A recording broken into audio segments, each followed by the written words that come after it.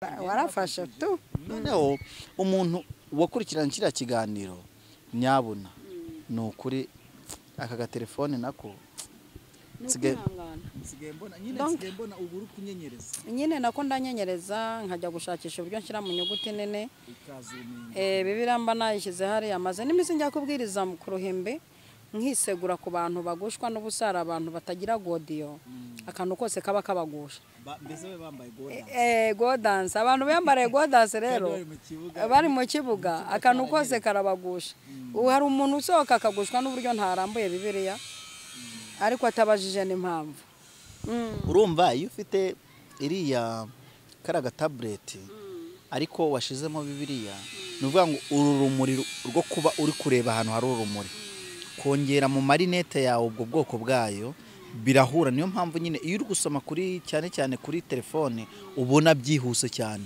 ariko wasomera mu nyuguti zo muri Bibiliya kuriya ukumva wagira ngo biri gukururana kubera ko uri amweru udafite protection nyine yawo uri amweru urushaho kunyica amaso kandi dogiteri ntako atagize ngo supporting.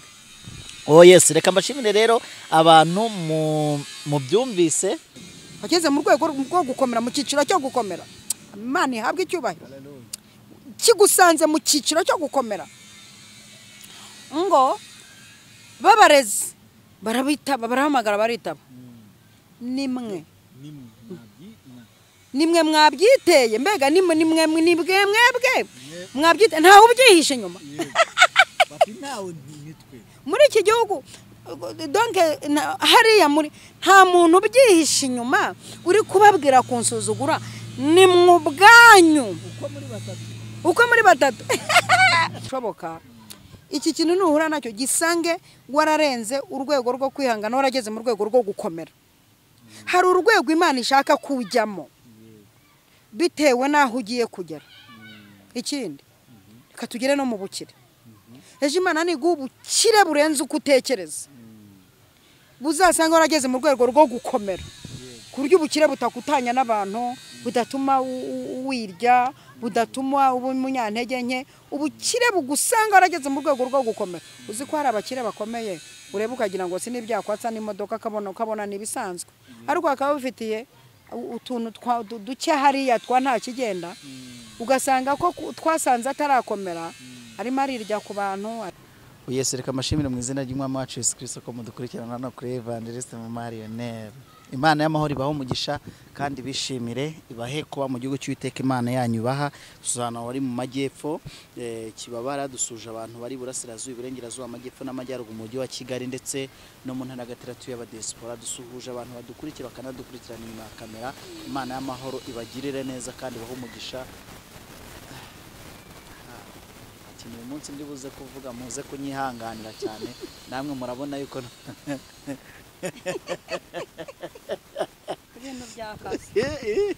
ibintu byakaze hano icyo ushatse kuvuga ndacyumvise barabona ko ibintu byakaze muri style za hatari z'abankurikirana inyuma ya kamera inama babase umva nyine urabona ko ashara ko ari abantu Imana yahamagaye kambabwira ari abantu Imana yategetse kunyambika Imana imuha umugisha ntajya akunda ko n'umuntu amuvuga ni umuntu ukorera mu ibanga agira ibikorwa bikomeye byo mu ibanga. Yosefu ninde wasanze ngo Yesu nijoro turamumenya mu kanya Nikodemo ba Nikodemokazi bubaho afite ukuntu ateye ntakunda kuguhangwa isi bimenye ubibwira abantu ntakunda gukorera ibyiza imbere y'abantu kugira ngo bamurebe ariko nukuri aranyakije kweri ndakanange ndi kubibona ko mberewe Imana imuha umugisha kunkurikirana yanyambitse neza. Imana y'amahoro imuha umugisha kandi si wowe wenyine dusuje abantu bari muri Canada hino gakiya muri Amerika tugaruka iwacu muri Afurika muri Kenya ubwo nta wundi muntu ndi buze kuvuga iyo mvuzo kugira ngo hatagira umuntu mujyahe ndamukunda rega nukunda umuntu ujye ubimubwira kuko ndabizi ko hari byinshi tuziranyeho Mama Marionnaire buriya nahise mvuga ngo buriya inshuti yawe ari inshuti yawe Mama Marionnaire uraho neza ariko uraho neza urakomeye. ndashima Imana kuri kamera nkomeje kugushyira muri iyi nkusanyamashusho n'inyegeranyamajwi kugira ngo bize guhurira hamwe dukomeze twandike igitabo. Nahoze nkubwira nti ni ukuri kw'Imana twanditse igitabo buriya iriya ni shapitire yitwa kwaguka mu bitekerezo ariko ukagaburira n'ubwonko. Aguka mu bitekerezo ugaburire n'ubwonko. Bantu rero mushaka kwandika nababarira iki, twebwe twandikisha amashusho n'amajwi, namwe muzafata ikaramu n'urupapuro mwandike. Mbahaye shapitire yitwa ngo aguka mu bitekerezo ugaburire n'ubwonko. Uyu munsi rero utuzana iki Mama Lionel? Mbere yo gusenga ni amagambo yo muri Bibiliya.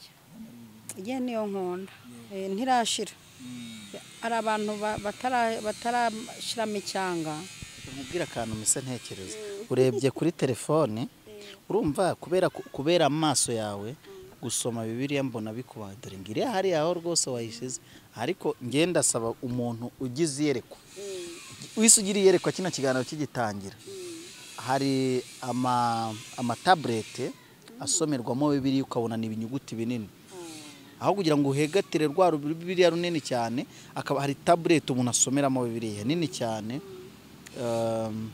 Hari amasamusanga, harimo n'ama iPhone, harimo n'andi y'ubundi bwoko y'ama Huawei, ariko samusanga ni igerageza gukomera nubwo imenetse taburo nyine biba nabi kimwe na iPhone, ariko wayirinda, wajya uyirinda nyine ukajya uyishyiraho pochette ku buryo niyo yagwa hasi yasa nk'iyidunda. Twanakoresha n'ikimatera ndi kuhanura oya ndi kurema kuntu be se watubwiye se ndi gukoresha ibitekerezo kugira ngo naguke. Warafasha tu. Noneho umuntu wakurikirana kiriya kiganiro nyabuna ni ukuri aka gatelefone nako nsigaye mbona uburu kunyenyereza nyine nako ndanyenyereza nkajya gushakisha uburyo nshyira mu nyuguti nene. Bibiliya mba nayishyize hariya maze n'imisi njya kubwiriza ku Ruhimbi nkisegura ku bantu bagushwa n'ubusara, abantu batagira godiyo, akantu kose kaba kabagusha. Mbese we bambaye godanse, abantu bambariye godanse rero bari mu kibuga, akantu kose karabagusha. Hari umuntu usohoka akagushwa n'uburyo ntarambuye Bibiliya ariko atabajije n'impamvu. Urumva iyo ufite iriya karaga tabureti ariko washizemo Bibiliya, ni ukuvuga ngo uru rumuri rwo kuba uri kureba ahantu hari urumuri kongera mu marinete yawe ubwo bwoko bwayo birahura. Niyo mpamvu nyine iyo uri gusoma kuri cyane kuri telefone ubona byihuse cyane, ariko wasomera mu nyuguti zo muri Bibiliya kuriya ukumva wagira ngo biri gukururana, kubera ko uriya mweru udafite protection nyine yawo. Uriya mweru urushaho kunyica amaso, kandi dogiteri ntako atagize ngo asapotinge.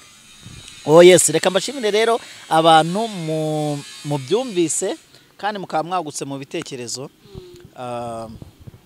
Hari ijambo nakundaga ngo mubikorere mu mwami. Ibintu byose bikoreye mu mwami bihererwa umugisha mu mwami. Reka twakire usenga Imana noneho dukomeze muri amwe muri amwe. Mana turagushimiye cyane, uri umwami w'amahoro. Tugushimiye ko waduhaye amahoro mu mutima. Umuntu ashobora kubura ibyo kurya ariko akagira amahoro bigatuma atagira pressure. Waduhaye ikintu gikomeye cyitwa amahoro. Izina ryawe rihabwe icyubahiro. Tugiye kuganiriza abantu bawe, ni wowe ubuze ikintu bakeneye. Niyo mpamvu dushyira amagambo ku mutima natwe tutaramukanye kugira ngo abantu bumve ibyo bakeneye.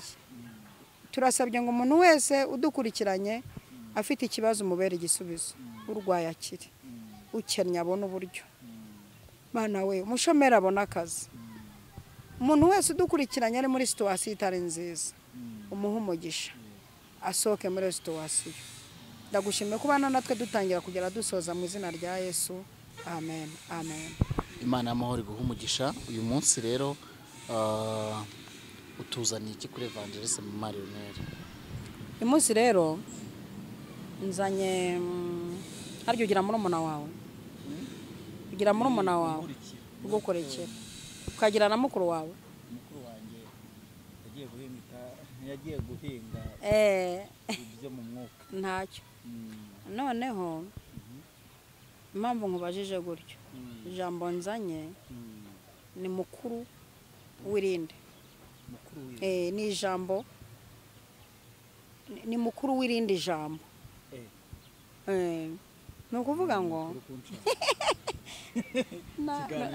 nahise nuri umunyamakuru nanjye hari igihe nzajya mbacanga nk'uko muncanga mukuru w'irindi ni ukuvuga ngo hari ijambo rihari ariko abantu bakaba basanzwe bazi iryo jambo yuko ariryo jambo ari ryo rya nyuma twabonye mukuru waryo abantu bamenyera ijambo ryitwa kwihangana wahura n'ikigeragezo ngo ihangane wapfusha ngo ihangane wabura akazi warize ngo ihangane umwana yakurumbira ngo ihangane umugabo yaguha ikofe batihangane wakora divorce batihangane abantu bagahera muri ihangane kandi ukabona no kwihangana byarabananiye navumbuye mukuru waryo rero muri Bibiliya ari ryo rikenewe mu bihe urimo mukuru waryo ni irihe gukomera gukomera uyu muntu nakomera aratsinda kuruta uyu wihangana utangiye kubyumva ngo atangiye kubyumvaho gake abadukurikiye muze kumfasha kubyumva cyane kuko ngiye kubisobanura donc impamvu byakucanze wari utaramenyera ijambo ngiye kuvuga riri no muri Bibiliya dusoma Abefeso 6:10 havuze ngo iki ibisigaye mukomerere mu mwami no mu mbaraga z'ubushobozi bwe bwinshi ibisigaye ubundi warihanganye nta kutagize wahuye n'urugo ruragukaraga nta kutagize wahuye n'ikigeragezo cy'umuturanyi nta kutagize warihanganye ariko ibintu bisigaye none bega ikintu ushigaje kugira ngo udasara ngo ujye indera ni ugukomerera mu mwami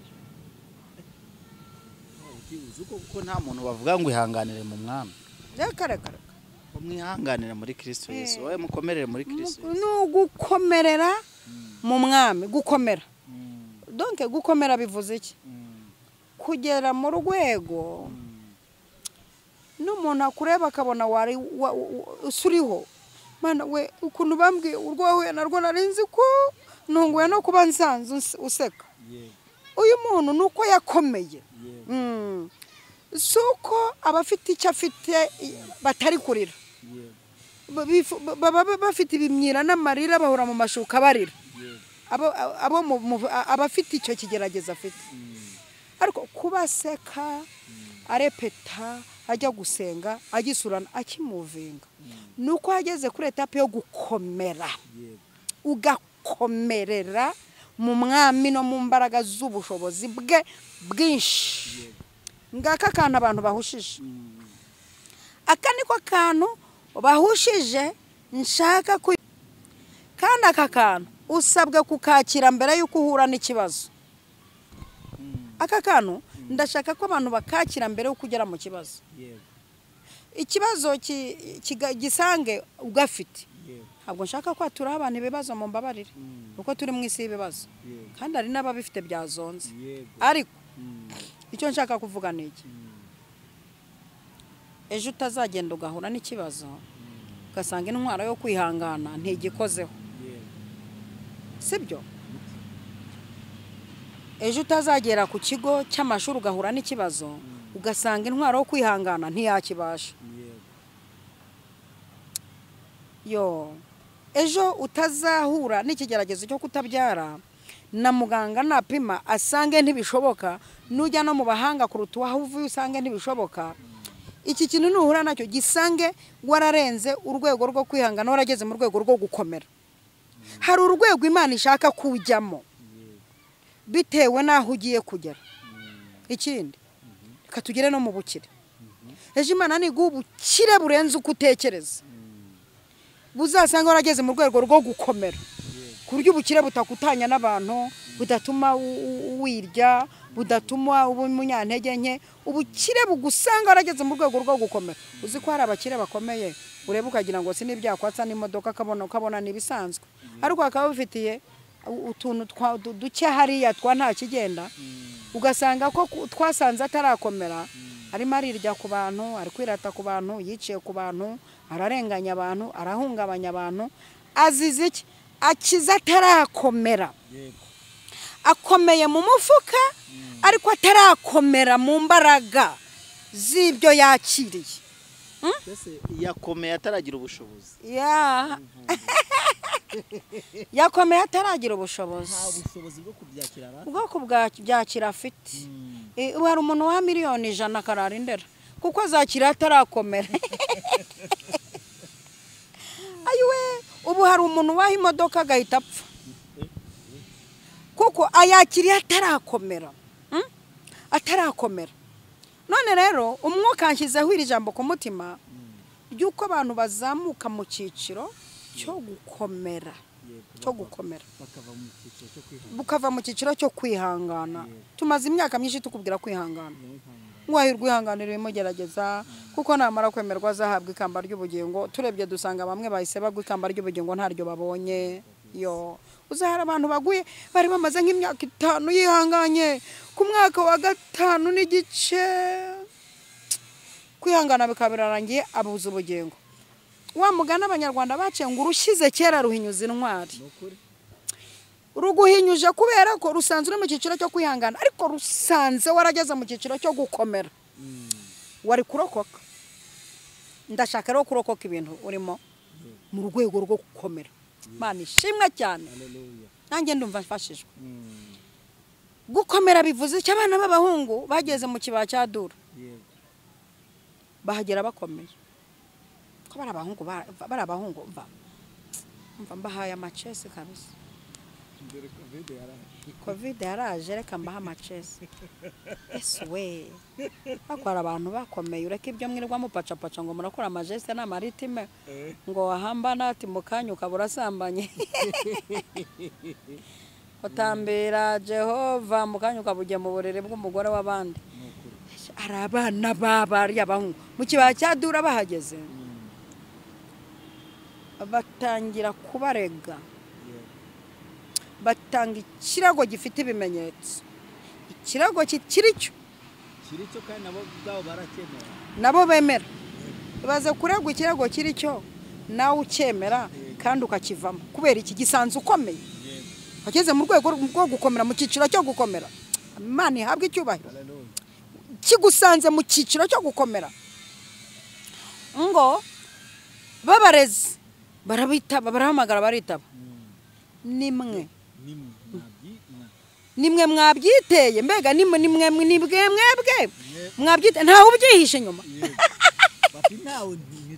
muri iki gihugu donc hariya muri nta muntu ubyihishe inyuma uri kubabwira kunsuzugura ni mu bwanyu uko muri batatu nimwe ko turi kubona igihugu cyose cyuzuye batatu umwe babiri batatu mu gihugu cyose cyanyubarariye donc nimwe ubwanyu mwabyiteye hari utundi tuntu mufite hari utundi twatsi mufite aho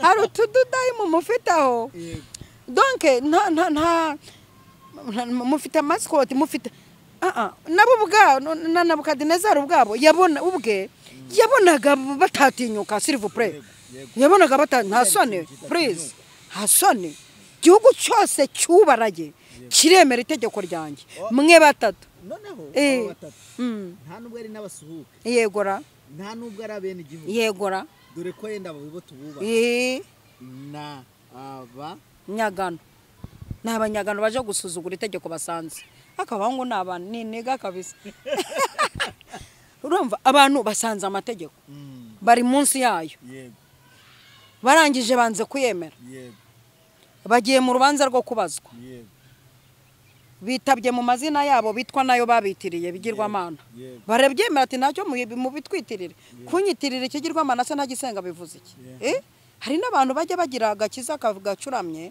ngo se ngo ko twamubonye ngo kwa runaka ngo kandi basenga imyuka mibi nyine wambonyeho kuko harakinguye ngo mba kwinjira kunyitirira ikigirwamana se ntagiye icyubararira ibyo bivuze iki? Aba bana b'abahungu bati nyakubahwa ni twebwe twabyiteye twubona twebwe ubona uko turi batatu nta watugiriye inama ntawe twabikopeye dukoze muri matsiyeri zabyo dukomeye mu rwego tutasenga ikigirwamana. hari abantu bakomeye ku rwego batasambana. Hari umuntu ukomeye mu rwego atanywa inzoga. Abo yihanganira kutanywa inzoga. Hari umuntu ukomeye mu rwego abona n'umugore wambaye ubusa akavuga ati ibyo se n'ibisa. Hari umuntu ukomeye mu rwego wagera naho hapfa inzu iyo nzoga ihari ati nishaka mfenge mu ijuru. Hari umuntu ukomeye mu rwego utashyira amafaranga imbere ngo ayibe.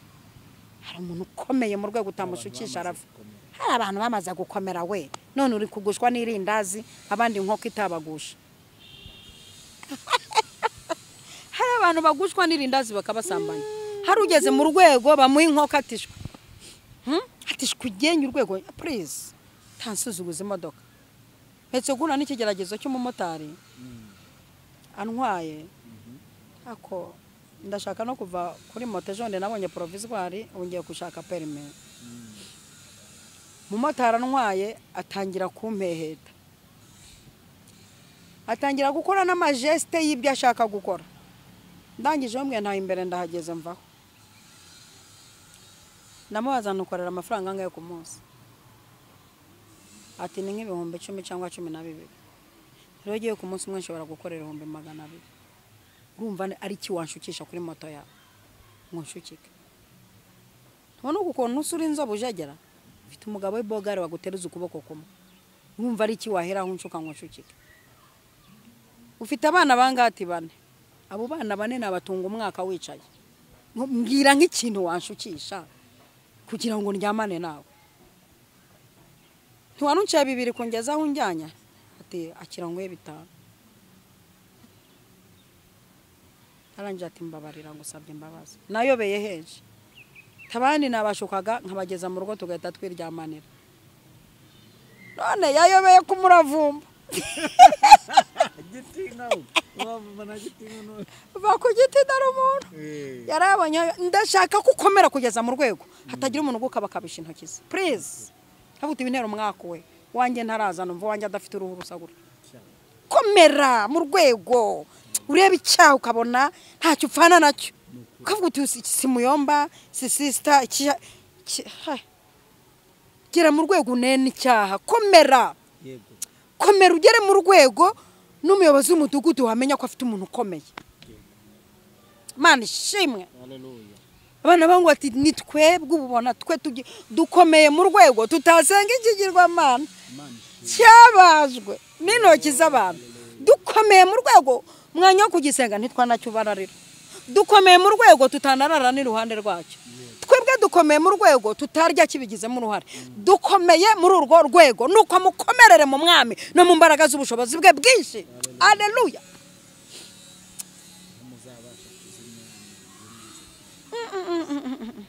Komera mu rwego ugera mu rwego rwo kuzimya imyambi. Uzimye data ndafashijwe. Ndafashijwe. Haleluya. Denga igurwego rwo kwihangana ugere muri etape yo gukomera. Bibiri avuze ngo nuko mukomerere mu mwami. Abana b'abahungu se witeka ni abasapotinze ntabwo igihugu bashidutse bakiyoboye. Barakigezemo babareguza. Barangiza bakayobora babareze. Barangiza bakayobora abantu basenze bigirwamana bakamenagura ibimana byose bigateshwa agaciro. Abana b'abahungu bakazamurwa bakagera mu rwego batesha imana zabo bantu agaciro bakamenyekana. Bagera mu rwego rwo ubundi wamera usobanura n'ibintu bidasobanuka. Ntibasobanuye inzozi. Basobanuye inzozi. Haleluya. Aba bana basobanuye inzozi. Bisoza bayoboye igihugu kigira amahoro. Bisoza banakiguyemo. Daniel yaguye muri icyo gihugu. Bamushingura mu mujyi umwe ndumva ari mu mujyi witwa Uza. Ndumva ari uko witwa. Ngo umunsi banamushingura ngo ubutaka ntibweraga. Kubera ko bwakira umuntu wakomeye ngo butangira kwera ngo bugira umusaruro. kubera ko ubutaka bwakiriye umuntu wakomeye ubutangira kwera birenze uko batekerezaga. Imana ishimwe cyane. Noneho mu gukomera ndashaka kwerekeza mu bantu bafite intambara. Nibo numva ntumweho nonaha. Mu bantu bafite intambara n'ibigeragezo, impamvu kwangije ukaba ugenda wivugisha yewe udandabira nawe, impamvu udandabiranye iyi ntambara isanze ufite inkingi yo kwihangana, zamuka isikari imwe gusa, ni isikari imwe ugiye kuzamuka, wari uri kuri isikari yo kwihangana, ituzamuka uhagarare kuri isikari yo gukomera. Numara kwiparika kujya muri parikingi yo gukomera, urajya urebera iki kiragezo hepfo aho ngaho, gihitane benshi ukanure, kizengereze benshi usoho kuri smart, cyunamishe benshi weme, kuko ugeze mu rwego rwo gukomera. Imana ihabwe icyubahiro. Ndumva nshoje ko nshoje, ndumva nasoza mbwira abantu ngo nibakomere. Komera, intambara yose uzisanga ukomeye, shomeri nibuze usanga ukomeye, kibazo nikiza usanga ukomeye, kigeragezo nikiza usanga ukomeye. Ndumva shaka gusengera abantu nk'abatereka mu gukomera, bakomerere mu mwami no mu mbaraga z'ubushobozi bwe bwinshi. Imana ishimwe, yeka mbasengera. Imana iriho, wahozeho, dusanze intwaro yari sigara ugukomera. Abantu bahuye n'ibibazo ariko gukomera basanga ntibakomeye, bahuye n'intambara ariko basanga bari basigaranye kwihangana, ariko kwihangana uravuze ngo twongereho gukomera. Nsabye abantu gukomera mu kazi bakora, mu rugo barimo, mu bigo bigamo, aho bayoboye, abikorera, abakorera abandi, abakozi b'Imana, abantu mu rwego rutandukanye, mbasabiye gukomera kandi bakomerere mu mwami no mu mbaraga z'ubushobozi bwe bwinshi. Ndagushimiye kuri Imana ibikora neza mu izina rya Yesu. Amen, amen, amen. Shalom, shalom, shalom. Imana y'amahoro ibahe umugisha.